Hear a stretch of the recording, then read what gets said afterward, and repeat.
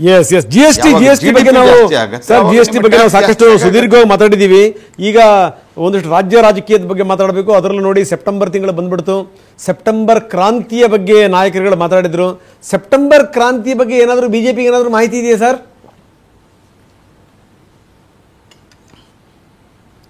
ನೋಡಿ, ಕಾಂಗ್ರೆಸ್ ಪಾರ್ಟಿಯಲ್ಲಿ ಮುಖ್ಯಮಂತ್ರಿ ಉಪಮುಖ್ಯಮಂತ್ರಿ ಇವರ ಒಂದು ಏನೋ ಗ್ರೂಪ್ ಇದೆ, ಗುಂಪುಗಾರಿಕೆ ಇದೆ.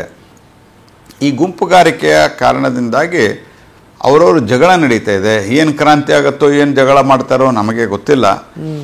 ಆದರೆ ನಮ್ಮ ಸ್ಪಷ್ಟವಾದಂಥ ನಂಬಿಕೆ ಇದೆ, 2023ರಲ್ಲಿ ರಾಜ್ಯ ಸರ್ಕಾರಕ್ಕೆ, ಇವತ್ತಿನ ರಾಜ್ಯ ಸರ್ಕಾರಕ್ಕೆ ಅರ್ಥಾತ್ ಕಾಂಗ್ರೆಸ್ ಪಾರ್ಟಿಗೆ ಜನ ಆದೇಶವನ್ನು ಕೊಟ್ಟಿದ್ದಾರೆ. ಆದೇಶವನ್ನು ಅವರು ಪಾಲನೆ ಮಾಡಬೇಕು, ಅದನ್ನು ಸರಿಯಾಗಿ ಸರ್ಕಾರ ನಡೆಸಬೇಕು, ಜನಹಿತವನ್ನು ಗಮನದಲ್ಲಿಟ್ಟುಕೊಂಡು ನಡೆಸಬೇಕು. ಅದು ಬಿಟ್ಟು ದಿವಸ ಬೆಳಿಗ್ಗೆ ರೇಟ್ ಜಾಸ್ತಿ ಮಾಡೋದು, ಸಿಕ್ಕಾಪಟ್ಟೆ ಡೀಸೆಲು ಪೆಟ್ರೋಲು ಇತ್ಯಾದಿ ರೇಟ್ಗಳನ್ನು ಜಾಸ್ತಿ ಮಾಡೋದು, ಇದೆಲ್ಲ ಅದರ ಜೊತೆಗೆ ಮುಂದಿನ ದಿವಸಗಳಲ್ಲಿ ಅವರು ಯಾವ ರೀತಿ ಇದನ್ನು ಇಂಪ್ಲಿಮೆಂಟ್, ನಮ್ಮ GST ರಿಫಾರ್ಮನ್ನು ಯಾವ ರೀತಿ ಇಂಪ್ಲಿಮೆಂಟ್ ಮಾಡಬೇಕು ಇದು ಯೋಚನೆ ಮಾಡಬೇಕು ಬಿಟ್ಟು ಜನಹಿತ ಬಿಟ್ಟು ಜಗಳದಲ್ಲಿ ತೊಡಗಿದ್ದಾರೆ. ನಮ್ಮ ಸ್ಪಷ್ಟವಾದಂಥ ನಂಬಿಕೆ ಇದೆ, 2023ರಲ್ಲಿ ಜನ ಅವರಿಗೆ ಆದೇಶ ಕೊಟ್ಟಿದ್ದಾರೆ. ಆ ಆದೇಶವನ್ನು ಸರಿಯಾದ ರೀತಿಯಲ್ಲಿ ಅವರು ನಿರ್ವಹಿಸಿ ಜನರಿಗೆ ಅನುಕೂಲತೆಯನ್ನು ಮಾಡಿಕೊಡಬೇಕು. 2028ರವರೆಗೆ ಅವರ ಸರ್ಕಾರ ನಡಿಬೇಕು ಅನ್ನುವಂಥದ್ದು ನಮ್ಮ ಆಶೆ ಇದೆ ಸರ್. 23ರ ಜನಾದೇಶ ಇದೆಯಲ್ಲ, ಅದಕ್ಕೆ ಸಂಬಂಧಪಟ್ಟಂಗೆ ಅವ್ರದ್ದು ಯಾವುದು ಡೌಟ್ ಇಲ್ಲ, ಅವ್ರದ್ದು ತಕರಾರಿಲ್ಲ. ಆದರೆ ನಂತರ ಬಂದಂಥ ರಿಸಲ್ಟ್ಗಳಿದಾವಲ್ಲ, ಇನ್ಕ್ಲೂಡಿಂಗ್ ಈ ಕೇಂದ್ರದ ಚುನಾವಣೆಯಿಂದ ಹಿಡಿದು ಈ ಬೇರೆ ಬೇರೆ ಚುನಾವಣೆಗಳ ತನಕ ಅಲ್ಲಿ ತಕರಾರಿದೆ. ಹಾಗಾದರೆ ಸಹವಾಸವೇ ಬೇಡ, ಸ್ಥಳೀಯ ಚುನಾವಣೆ ವಿಚಾರಕ್ಕೆ ಸಂಬಂಧಪಟ್ಟಂಗೆ ನಾವು EVM ಮಷಿನ್ ಬಳಸಲ್ಲ, ನಾವು ಮತಪತ್ರಗಳಿಗೆ ಹೋಗ್ತೀವಿ, ನಾವು ಬ್ಯಾಲೆಟ್ ಪೇಪರ್ಗೆ ಹೋಗ್ತೀವಿ ಅಂತ ಈಗ ಕಾಂಗ್ರೆಸ್ ನಿರ್ಧಾರ ಮಾಡಿದೆ, ಸರ್ಕಾರ ನಿರ್ಧಾರ ಮಾಡಿದೆ. ಅದಕ್ಕೇನಂತೀರಿ ಸರ್? ನಾ ಕೇಳೋ ಪ್ರಶ್ನೆ, EVM ಶುರು ಮಾಡಿದ್ದಾರೋ ಮತ್ತು ನೀವು 2023ರಲ್ಲಿ EVM ಮೇಲೆ ನೀವು ಆಡಳಿತಕ್ಕೆ ಬಂದಿದ್ದೀರಲ್ರಿ, ಸಿದ್ದರಾಮಯ್ಯನವರೇ, DK ಶಿವಕುಮಾರ್ ಅವರೇ, ನೀವು ಎದ್ರ ಮೇಲೆ ಬಂದಿದ್ದೀರಿ? ಬ್ಯಾಲೆಟ್ ಪೇಪರ್ ಮೇಲೆ ಬಂದಿದ್ದೀರಾ? 2023ರ ಕರ್ನಾಟಕ ರಾಜ್ಯ ವಿಧಾನಸಭಾ ಚುನಾವಣೆಯಲ್ಲಿ ಯಾರು ಕೇಂದ್ರದಲ್ಲಿ ಅಧಿಕಾರದಲ್ಲಿದ್ದರು ಅವಾಗ? 23ರಲ್ಲಿ ಮೋದಿ ಸರ್ಕಾರ. ರಾಜ್ಯದಲ್ಲಿ ಯಾವ ಸರ್ಕಾರ ಇತ್ತು ಚುನಾವಣೆ ನಡೆದ ಸಂದರ್ಭದಲ್ಲಿ? ಬೊಮ್ಮಾಯಿ ಸರ್ಕಾರ, BJP ಸರ್ಕಾರ. ಆದರೂ ನೀವು 23ರಲ್ಲಿ ಆರಿಸಿ ಬಂದಿರಲ್ಲ, ಹೆಂಗೆ ಬಂದ್ರಿ EVM ಮೇಲೆ? ಹೋಗಲಿ, ತೆಲಂಗಾಣದಲ್ಲಿ ಬಂದಿರಲ್ಲಪ್ಪ, ಹೆಂಗೆ ಬಂದ್ರಿ? ಅಲ್ಲಿ ನಿಮ್ಮ ಸರ್ಕಾರ ಇರಲ್ಲ, ಕೇಂದ್ರದಲ್ಲಿ BJP ಸರ್ಕಾರ. ಹಿಮಾಚಲ್ ಪ್ರದೇಶದಲ್ಲಿ ಬಂದಿರಲ್ಲ, ಹೆಂಗೆ ಬಂದ್ರಿ? ನೋಡ್ರಿ, ಇವ್ರದ್ದು ಈ ವಿತಂಡವಾದವನ್ನು ನಾನು ಹಿಂದನೂ ಹೇಳಿದ್ದೇನೆ, ಪತ್ರಿಕಾಗೋಷ್ಠಿಯಲ್ಲಿ ಹೇಳಿದ್ದೇನೆ, ನಿಮ್ಮ ಸಂದರ್ಶನದಲ್ಲಿ ನಾನು ರಿಪೀಟ್ ಮಾಡ್ತಾ ಇದ್ದೇನೆ. 2024ರ ಮಹಾರಾಷ್ಟ್ರದ ಲೋಕಸಭಾ ಚುನಾವಣೆಯಲ್ಲಿ ಅವರು ಹೆಚ್ಚಿನ ಸೀಟ್ ಗೆದ್ದರು ಮಹಾರಾಷ್ಟ್ರದಲ್ಲಿ, ಕಾಂಗ್ರೆಸ್ ಪಾರ್ಟಿಯವರು. ಏನು ಸಂಭ್ರಮ ಸಂಭ್ರಮ ಸಂಭ್ರಮ ಸಂಭ್ರಮ.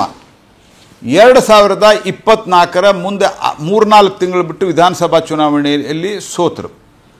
ಆವಾಗ ಲೋಕಸಭೆಯಲ್ಲಿ EVM ಇಲೆಕ್ಷನ್ ಕಮಿಷನ್ನು ಮಹಾರಾಷ್ಟ್ರದಲ್ಲಿ ಸರಿ ಇತ್ತು.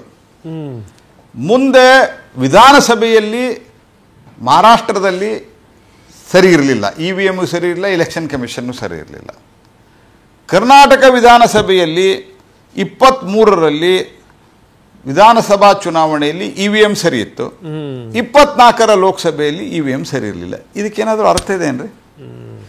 1998ರಿಂದ ಈ ದೇಶದೊಳಗೆ EVM ಶುರುವಾಯಿತು. ಮತ್ತು ಈ EVM ಇದು ಮೊದಲನೇ ಸರ್ತಿ ಕಾಂಗ್ರೆಸ್ ಪಾರ್ಟಿಯವರು 99ರಲ್ಲಿ ಗೆದ್ದರೆ SM ಕೃಷ್ಣ ಅವರು ಮುಖ್ಯಮಂತ್ರಿ ಆದರು. EVM ಮೇಲೆ ಗೆದ್ದಿರಲಿಲ್ವಾ?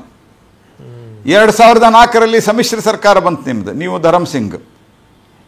2008ರಲ್ಲಿ ಯಡಿಯೂರಪ್ಪನವ್ರ ಸರ್ಕಾರ ಬಂತು. 2013ರಲ್ಲಿ ಸಿದ್ದರಾಮಯ್ಯನವ್ರ ಸರ್ಕಾರ. ಯಾವ್ದ್ರ ಮೇಲೆ ಬಂತು? EVM ಮೇಲೆ ಬಂದಿರಲಿಲ್ವಾ? ಆನಂತರ ಈ 2-3 ಚುನಾವಣೆಗಳನ್ನು, ಇತ್ತೀಚಿನ 3-4 ಸ್ಥಳೀಯ ಸಂಸ್ಥೆಯ ಚುನಾವಣೆಯನ್ನು, ನಿಮ್ಮ ಕ್ಲೇಮ್ ಏನಿತ್ತು? ನಾವೇ ಹೈಯೆಸ್ಟ್ ಗೆದ್ದಿರೋದು ಅಂತ ಇತ್ತು ತಾನೇ ಸ್ಥಳೀಯ ಸಂಸ್ಥೆಗಳಲ್ಲಿ. 2013-14ರಲ್ಲಿ 15ರಲ್ಲಿ ಸ್ಥಳೀಯ ಸಂಸ್ಥೆಗಳಲ್ಲಿ ಚುನಾವಣೆ ಆದಾಗ ಆವಾಗ ಎದರ ಮೇಲೆ ಮಾಡಿದ್ರಿ ನೀವು ಚುನಾವಣೆ? ನಾನು ಸಿದ್ದರಾಮಯ್ಯನವ್ರಿಗೆ ಒಂದು ಸಲಹೆ ಕೊಡಲಿಕ್ಕೆ ಬಯಸ್ತೇನೆ. ರಾಹುಲ್ ಗಾಂಧಿಯ ಅಪ್ರಬುದ್ಧತೆಗೆ ನೀವು ನಿಮ್ಮ ಒಂದು ಇಷ್ಟು ದಿವಸದ ಅನುಭವವನ್ನು ಬಲಿ ಕೊಡಬೇಡ್ರಿ. ರಾಹುಲ್ ಗಾಂಧಿ ಒಬ್ಬ ಪಾರ್ಟ್ ಟೈಮ್ ಅಪ್ರಬುದ್ಧ ನಾಯಕ. ಇವತ್ತಿಲ್ಲಿರ್ತಾರೆ, ಒಂದೇನೋ ಎರಡು ಭಾಷಣ ಮಾಡ್ತಾರೆ, ಯಾವುದೋ ದೇಶದಲ್ಲಿರ್ತಾರೆ, ಯಾವ ದೇಶದಲ್ಲಿರ್ತಾರೆ ಅದು ಗೊತ್ತಿರೋದಿಲ್ಲ. He is part time immatured part time politician. ಅವರನ್ನು ನೀವು ಮೆಚ್ಚಿಸಲಿಕ್ಕೆ ಈ ಲೆವೆಲ್ಲಿಗೆ ನೀವು ಇಳಿಯುವುದಲ್ಲ. ನೀವು ಒರಿಜಿನಲ್ ಕಾಂಗ್ರೆಸ್ ಅಲ್ಲ ಸಿದ್ದರಾಮಯ್ಯನವರೇ.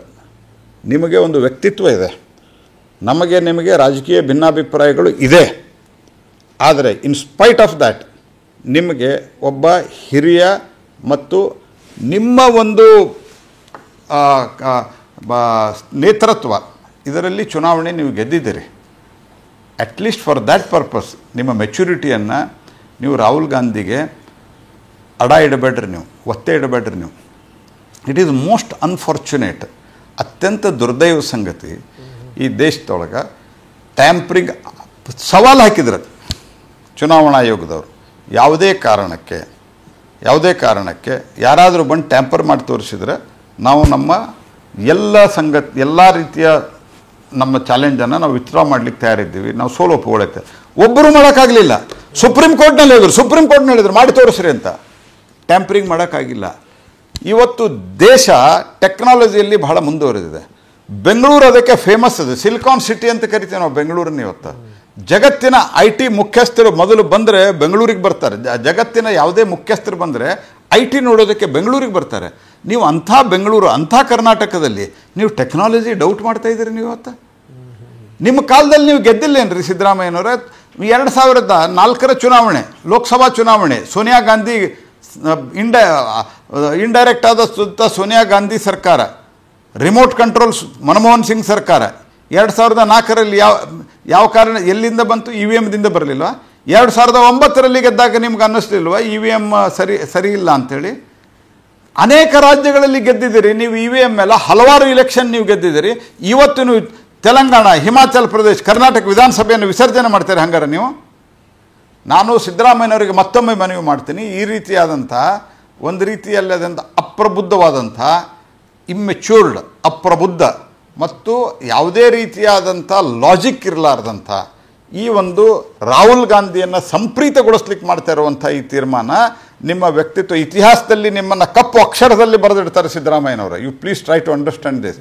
ನಿಮ್ಮನ್ನು ಕಪ್ಪು ಅಕ್ಷರದಲ್ಲಿ ಬರೆದಿಡ್ತಾರೆ.